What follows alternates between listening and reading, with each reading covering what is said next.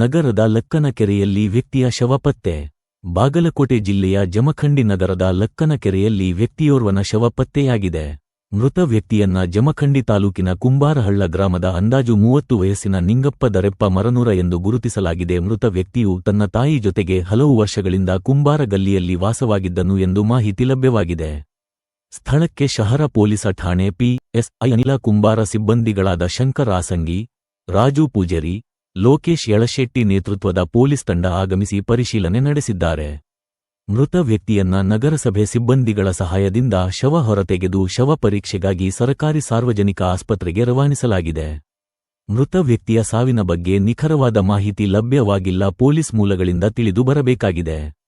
ಜಮಖಂಡಿ ಶಹರ ಪೊಲೀಸ್ ಠಾಣೆಯಲ್ಲಿ ಪ್ರಕರಣ ದಾಖಲಾಗಿದೆ.